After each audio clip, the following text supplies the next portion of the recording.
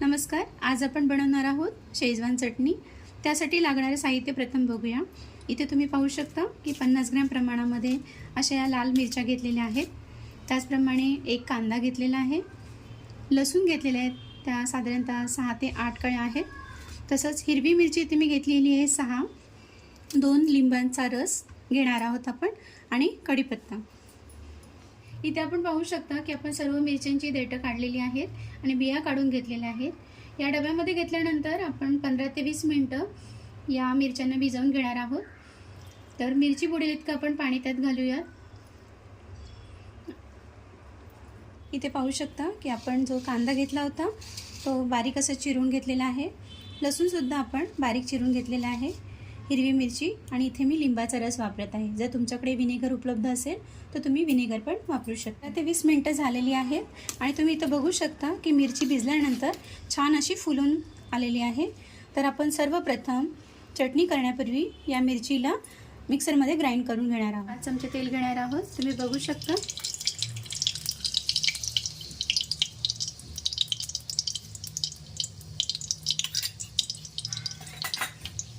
तेल छान गरम झालेलं आहे.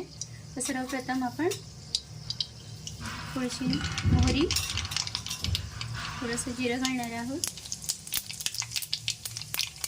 त्याचबरोबर चिरलेला बारीक लसूण,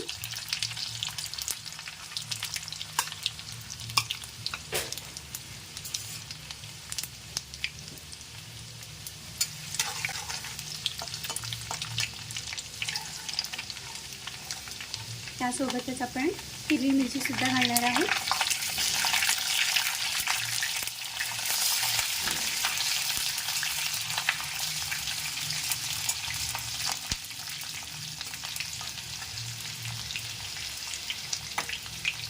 आणि शेवटी कांदा घालणार आहोत. हे छान परतून घ्यायचं आहे.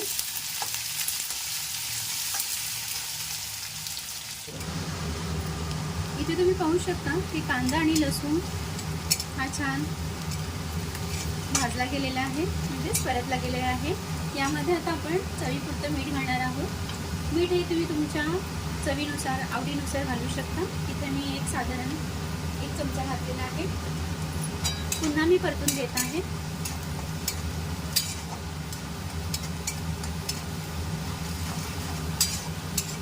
याच्यातच मी मगाशी जी भिजवलेली मिरची होती ती मिक्सरमध्ये ग्राइंड केली आहे, ती ॲड करत आहे.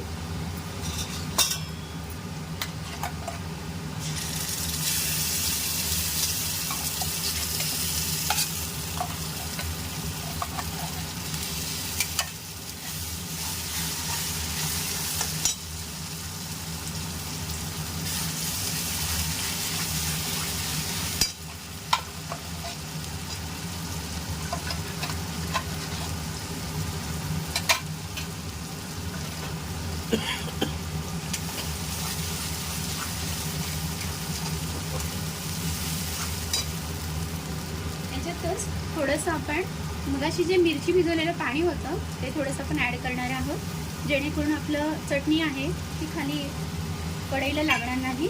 पुन्हा एकदा मिक्स करून घेणार आहोत.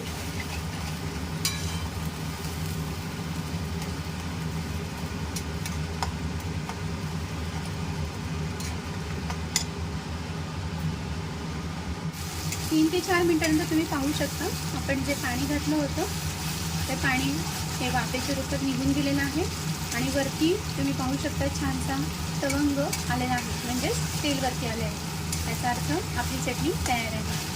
सर्वात शेवटी मगाशी मी दाखवल्याप्रमाणे 2 लिंबांचा रस मी याच्यामध्ये ॲड करत आहे. तुमच्याकडे जर विनेगर असेल तर तुम्ही विनेगरसुद्धा वापरू शकता. आणि आता एकदा पूर्ण मिक्स करून घ्यायचं आणि गॅस बंद करायचा. तयार आहे आपली शेजवान चटणी. तुम्ही सुद्धा एकदा नक्की करून बघा.